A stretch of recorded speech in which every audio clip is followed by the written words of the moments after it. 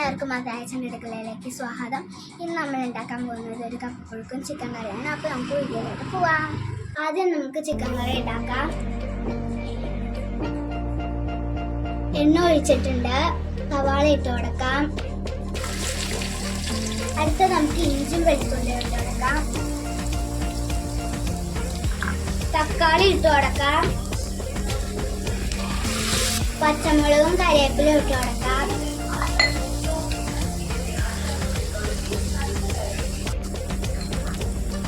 ആദ്യം മുളക് പൊടി ഇട്ട് കൊടുക്കാം.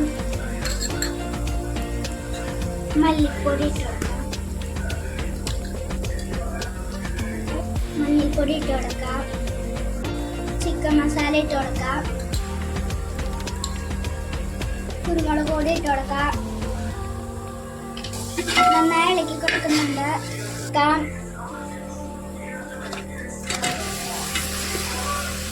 ചിക്കൻ വെന്തണ്ട്, തേങ്ങാപ്പാൽ ഒഴിച്ചു കൊടുക്കാം.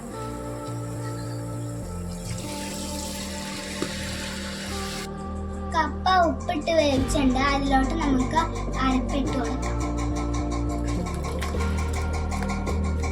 കപ്പപ്പുഴുക്കും ചിക്കൻ കറി ഇവിടെ റെഡി ആയിട്ടുണ്ട്.